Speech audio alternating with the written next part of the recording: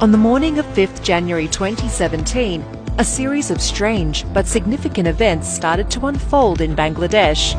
High-ranking officers of the military intelligence, known as DGFI, called up the chairman, vice chairman and managing director of Islami Bank Bangladesh Limited, the country's largest private bank.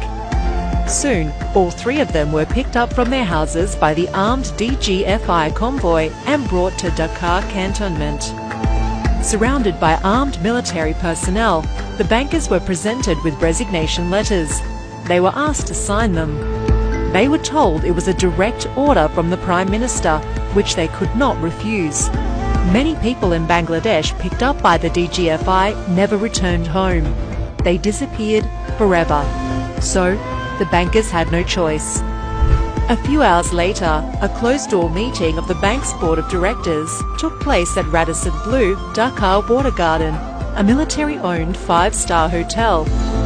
Existing directors of the bank were replaced with new ones under the direct supervision of the DGFI operatives. One of Hasina's oligarchs and cronies, S. Alam, became the bank's new owner. Shahabuddin Chuppu, earlier appointed as a member of the Anti-Corruption Commission, orchestrated the whole process.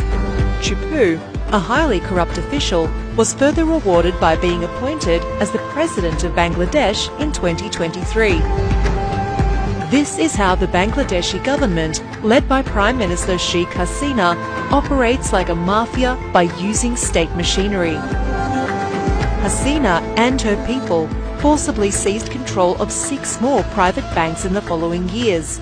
They are Bangladesh Commerce Bank, Al Arafa Islami Bank, First Security Islami Bank, Union Bank, Global Islami Bank, Social Islami Bank. The corruption of Bangladesh has escalated beyond the petty corruption common in developing countries.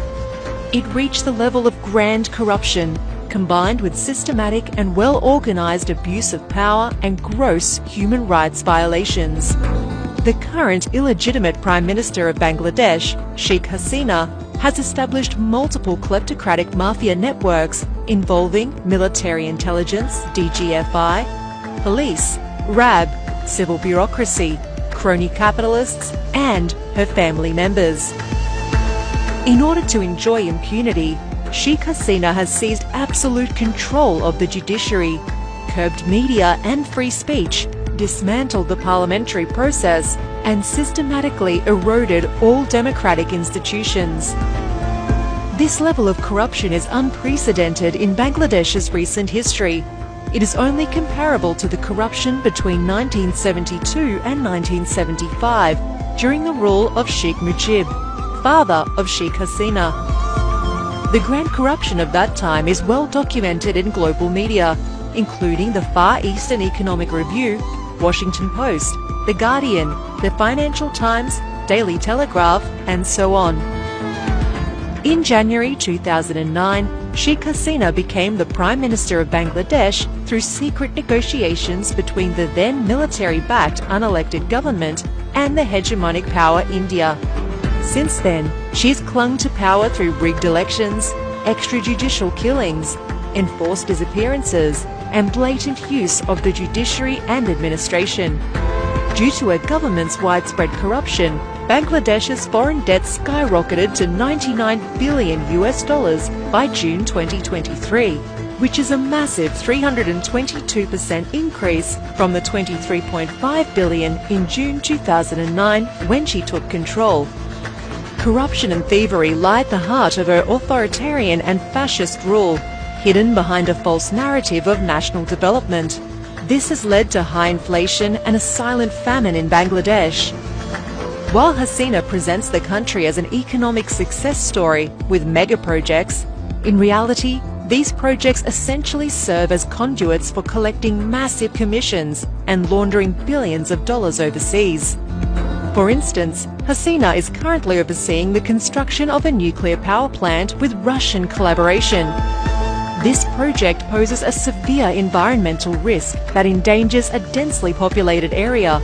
The government has estimated the cost of this 2,400 megawatt nuclear plant to be US $13.34 billion. In contrast, a similar 2,000 megawatt nuclear plant was recently built in Tamil Nadu, India, for US $6.7 billion, half of the Bangladeshi project cost. In another instance, the per-kilometre cost of Dhaka-Payara Port Railway is budgeted at 2,500 million Bangladeshi taka. In contrast, similar railways in India cost a maximum of 170 million, and in Pakistan, a maximum of 150 million taka per kilometre. Building a railway usually costs around 230 to 310 million taka, according to global standards.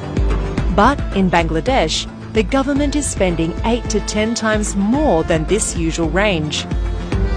This unparalleled level of corruption persists across all mega projects in Bangladesh under the Hasina regime, including the Padma Bridge, Karnafuli Tunnel, broadcast satellites, Airbus acquisition, and various rail and highway constructions.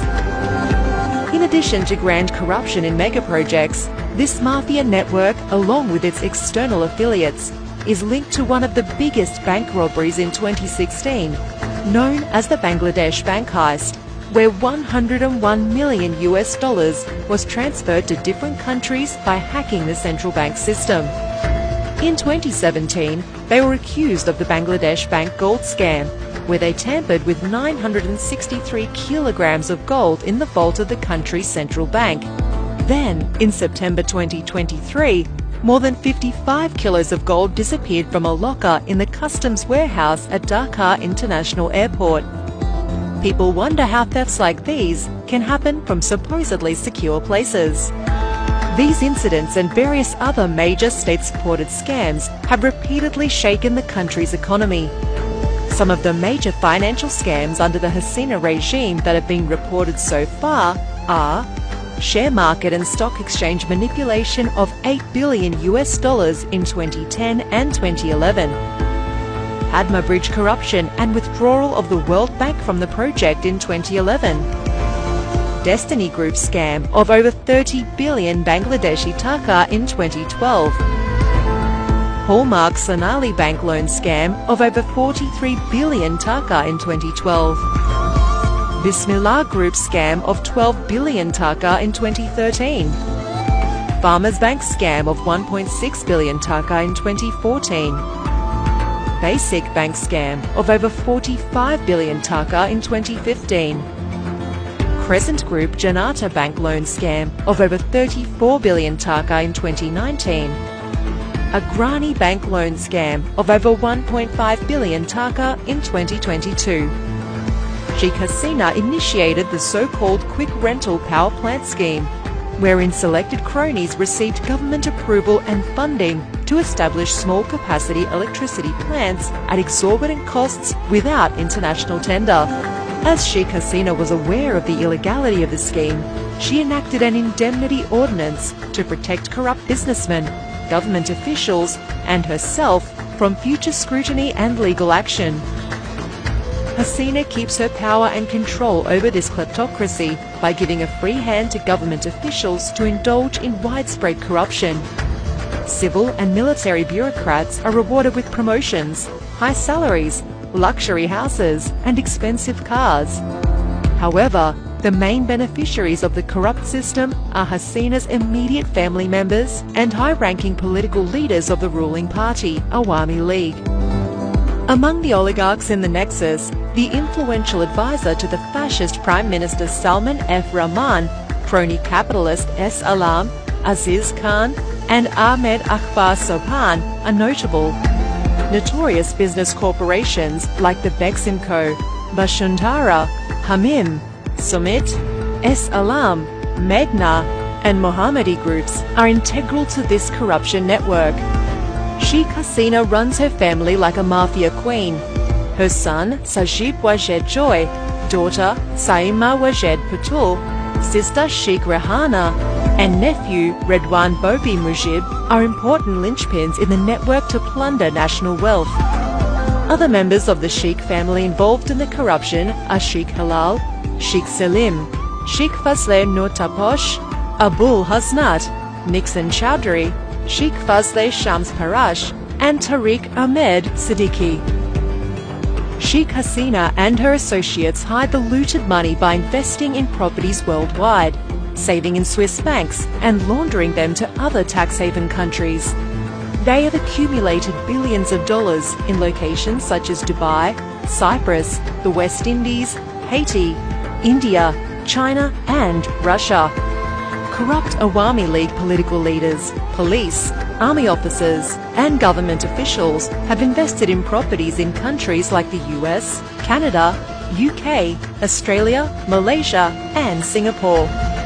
The Washington-based organisation Global Financial Integrity revealed that an estimated $8.27 billion per year was illegally transferred from Bangladesh between 2009 and 2018. This fact is substantiated by the 2021 annual report of the Swiss National Bank and a report from the US Tax Justice Network. The systematic corruption of Hasina, her family members, and the members of her mafia gang extends beyond the domestic borders, posing a threat to global security. It is now crucial for the world to focus on addressing and combating this grand corruption, aided and backed by the governments of India, China and Russia. Measures such as enforcing the Global Magnitsky Act, visa sanctions and trade sanctions are crucial to curb this grand corruption in Bangladesh and prevent the spread of kleptocracy in the region. Sheikh Hasina is now in the process of prolonging her kleptocratic rule for 5 more years by conducting another farcical, one-party election scheduled for 7th January 2024. It is the responsibility of the democratic world to stop Sheikh Hasina and bring her entire coterie to justice according to international law.